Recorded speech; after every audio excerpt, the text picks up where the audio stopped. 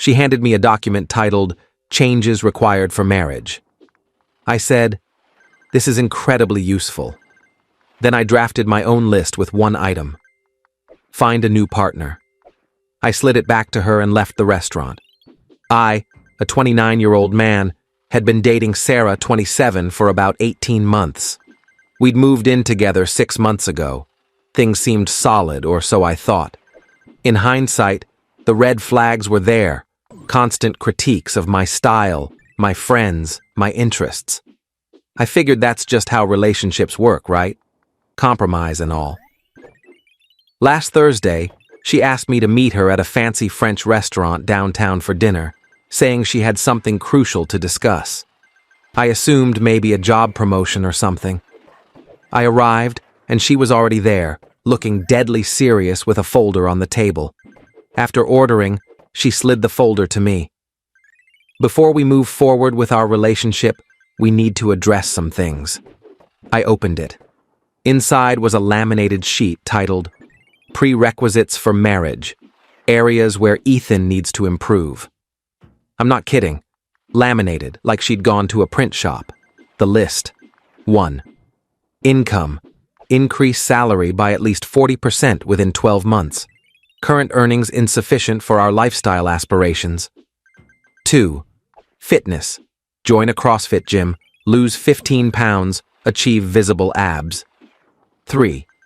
Vehicle. Replace current Toyota Corolla with a marriage-appropriate car, Lexus, Tesla, or Porsche only. 4. Wardrobe. Complete style overhaul required with a linked Pinterest board of approved outfits. 5. Social circle.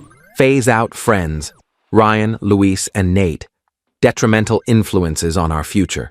6. Hobbies. Limit gaming to 2 hours weekly. Mandatory tennis lessons for networking.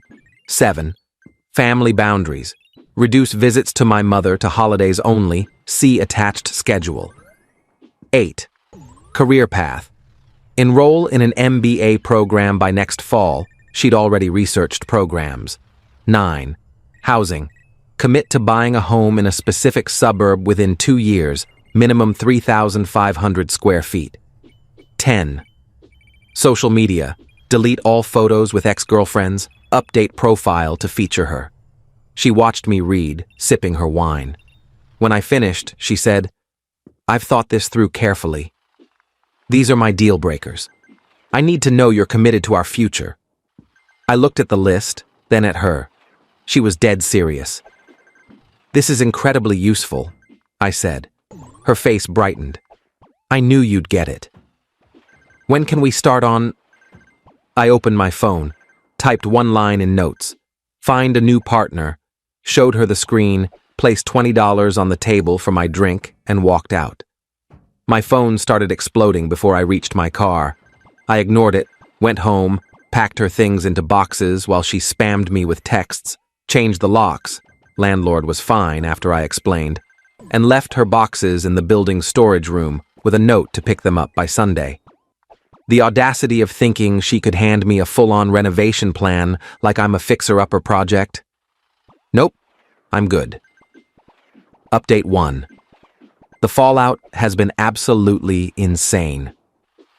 Sarah's entitlement hit levels I didn't know existed. After I left the restaurant, she apparently stayed for an hour, expecting me to return. The waiter, a regular spot for me, later told me, laughing, that she told nearby tables I was having a moment and would come back after processing. Friday morning, she showed up at my workplace. Security escorted her out. She was in the lobby with a laptop, trying to show my colleagues a PowerPoint called Ethan's Transformation Plan, begging them to reason with me. My boss, Mike, was like, "Man, is this real?" But it gets crazier. Friday evening, my mom called. "Ethan, Sarah's here with a therapist?" Turns out, Sarah drove 2 hours to my mom's with an actual couples therapist she'd hired for an intervention. This therapist, Dr. Larson, thought I had commitment issues, and this was an urgent family session. My mom, bless her, let them in to hear them out. Sarah had a full presentation about my untapped potential and how my mom enabled my mediocrity. The therapist realized something was wrong when my mom asked, "Did Ethan agree to this?" Sarah, "He will once he sees what he's losing." The therapist bailed, calling it inappropriate, and left. My mom told Sarah to go, but not before Sarah said, per my mom, "You're why he's like this. You never pushed him to excel." My mom, who raised me alone while earning her teaching degree, unreal nerve. Saturday, I got an email from Sarah's dad, Stephen, titled Business Opportunity. This guy, who I'd met maybe 5 times, offered me a job at his real estate firm as an assistant manager to meet Sarah's salary demand, conditional on me reconsidering my rash decision and attending couples therapy with her. He CC'd Sarah, writing, "I've addressed the income issue. The other list items are reasonable with effort Sunday, her pickup deadline. She didn't show. Instead, her friend Jenna arrived with a U-Haul and 3 guys, with a list from Sarah claiming my TV, gaming console, espresso machine, and, get this, my grandma's antique dishes, because Sarah used them more. Building security stopped them. I had to clarify what was hers. Jenna argued Sarah invested in my apartment and deserved compensation. One mover apologized. "She said you were abusive and stole her stuff, but you seem normal and she sounds unhinged." They only took the boxes. But it wasn't over. Monday, I got a LinkedIn alert. Sarah updated her profile to life coach and relationship mentor and posted an article, "When Your Partner Can't Keep." Up, a guide to aspiring upward. She didn't name me, but it was obvious, claiming she spent 18 months trying to elevate a partner stuck in average and created a relationship growth plan rejected by someone comfortable with less. The comments tore her apart. Someone found my post in a relationship forum and linked it. Her article was shredded and deleted within 2 hours, but screenshots spread. Last night, she texted from her sister's phone. "You'll regret this at 40, alone with your games." I replied, "Already happier alone with my games than with your lists." Blocked that number too. My friend Ryan, a bad influence, brought pizza and beer. We played Halo until 3 a.m., best Monday in months. Update 2, I thought it was done. Wrong. Sarah's entitlement went full supernova. Wednesday, the apartment office called. Sarah filed a complaint for illegal eviction and property theft, claiming she was a legal tenant and I violated her rights. She was never on the lease, never paid rent, just moved in. The office manager, Karen, said, "I've seen nonsense, but this takes it." The complaint listed her tenancy as 18 months, 6 months physical, 12 months emotional. Emotional tenancy. New one. Thursday, I'm at the gym. Not CrossFit, sorry Sarah.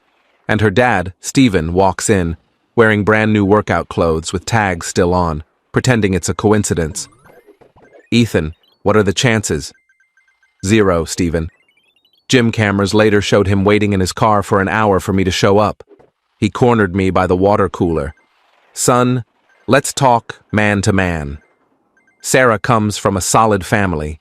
She has high expectations because she was raised for greatness. Her approach might have been off, but her heart.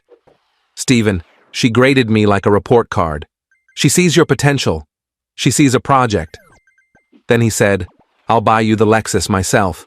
Early wedding gift." I laughed so hard I sat down. "Stephen, I don't want a Lexus. I love my Corolla. It's paid off." His face reddened.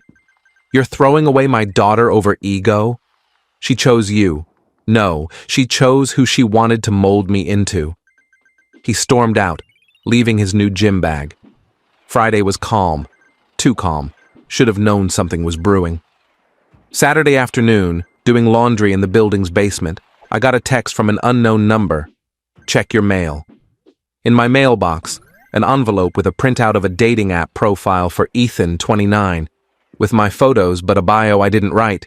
Driven professional, seeking an ambitious woman to build a legacy with. Fresh from a relationship with someone who couldn't match my vision. MBA, hopeful, CrossFit devotee, future homeowner. No time for games or small mindsets, Sarah had created a fake profile, matching with women as me. My coworker Juan called, laughing, "My sister matched with you on Bumble and you're acting weird, talking about power couples and synergy." Worse, she'd scheduled dates, giving 3 women my real address and meetup times. Saturday night, a woman, Lisa, showed up while I was in sweats playing Final Fantasy. She was dressed up, drove 45 minutes, and found me looking like I'd just rolled out of bed. I explained the situation. She was furious. Sarah had chatted with her for 3 days about our future chateau in Provence and retiring by 45. Lisa helped me report the profile, then stayed. We ordered Thai food and laughed it off. She left her number. "Call me when your ex calms down." "You seem sane Sunday, the grand finale." My mom called. "Ethan, why did I get an invoice?" Sarah sent my mom a bill for $8,743, itemized, relationship coaching, 18 months at $200 per month, $3,600, personal styling, $1,200, career guidance and MBA research, $500, meal planning and nutrition, $900, social circle refinement, $400, interior design advice, $1,500, future planning, $643. It demanded payment within 30 days or legal action. My mom, the kindest person, left Sarah a voicemail. "Dear, never contact me or my son again. If you send more nonsense, I'll bill you for my time reading it. $300 per hour, 4-hour minimum." The best part? Sarah's sister, Chloe, messaged me on Instagram, not to defend Sarah, but to apologize, sending screenshots from Sarah's ex 2 years ago, who went through nearly the same ordeal, different list, same vibe. He got a restraining order.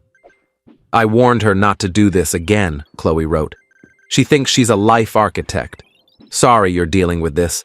Document everything for the restraining order you'll likely need." So here we are. I've got a lawyer, my friend's cousin, with a discount rate, drafting a cease and desist. I've documented everything. Ryan, Luis, and Nate made a drinking game, shot for every new Sarah stunt. Luis's girlfriend said we need a new game or we'll get liver damage. I'm still driving my Corolla, gaming when I want, wearing my subpar clothes, living my best average life. Final update. This is the end of this wild saga. Buckle up. Sarah's final act was unreal. My lawyer sent the cease and desist. Normal people stop there. Sarah isn't normal. She hired a lawyer who, straight-faced, sent a counter letter demanding 1. Compensation for breaching an implied contract to improve myself. 2. Payment for her invested time and emotional labor. 3. A public apology for defamation, me sharing the truth. 4. Damages for losing the lifestyle she reasonably anticipated. My lawyer had to step out from laughing. He returned, teary-eyed. In 15 years, I've never seen someone sue for a lost imaginary Porsche. Meanwhile, Sarah went nuclear with a TikTok series, dating below my level, my journey, using voice filters and animated stories, getting 10,000 views on the first video. She framed herself as a victim of a commitment-averse slacker who couldn't handle a driven woman. Gen Z didn't buy it. Comments roasted her after someone linked my forum post. A laminated list? CrossFit mandate? Ma'am, get help. She deleted everything after video 3. Then, her ultimate move. She crashed my cousin's wedding, uninvited, explicitly excluded post-breakup, wearing a white dress, trying to catch the bouquet. My cousin Sophia was livid. Security tried escorting her out, but Sarah caused a scene, sobbing that this should have been our wedding, claiming I'd promised an engagement. My aunt, who takes no nonsense, told her, "Leave before I call the cops, and ditch the white dress. You look desperate." Sarah's final act? She grabbed the mic at the reception, attempting a speech about love overcoming barriers, staring at me. The DJ cut her off. My uncle Carlos and cousin Diego carried her out as she screamed about suing for assault. Diego, a sheriff, laughed. "Please try. I'd love to show this video in court." The restraining order was granted the next week. The judge reviewed the list, the invoice to my mom, the fake profiles, the wedding crash, and looked exhausted. "Ma'am, this is concerning. Leave this man alone and consider professional help," Sarah claimed victimhood. The judge interrupted. "You billed his mother for being his girlfriend." "That's not normal," order granted. 500 feet, no contact, 2 years. The aftermath, Stephen apologized, unaware of the restraining order because Sarah used their address, claiming we were reconciling. He was horrified. "Ethan, we didn't raise her like this." Chloe messaged, "She's in real therapy now, not that fake intervention." Mom and Dad finally see it. "Sorry you had to expose her." My favorite twist? Lisa, from the fake date, and I have been hanging out. She finds the saga hilarious, crushed us at Mario Kart during game night, and Ryan says she's cooler than Sarah ever was. She thinks my paid-off Corolla is smart. My mom framed Sarah's invoice in her kitchen, showing it to everyone. Can you believe this woman tried to charge me for dating my son? It's family legend. Word is, Sarah's back with her parents, starting a self-betterment journey, making lists for herself now. Progress, maybe. I'm still gaming with the crew, wearing my unacceptable clothes, driving my Corolla with a new, average and thriving bumper sticker from Luis. Never joined CrossFit, but started kickboxing, not for her list, just to handle any future wild exes. The gym knows me as List Dude. They hung her list on the wall with a red X as motivation.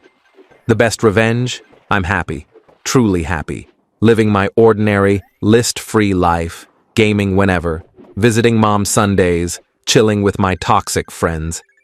Sarah wanted me to overhaul myself to be worthy.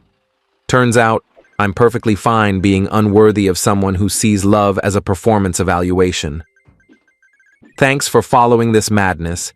May your relationships be free of lists, and your standards be about connection, not someone's potential to buy you a Porsche. Peace from my adequate life. P.S. That PowerPoint she brought to my office? My coworkers kept it. We use it for gag presentations. Last week, Mike presented requirements for Ethan covering your shift, including provide 3 bags of Cheetos and commit to a Parks and Rec marathon. Even my boss cracked up.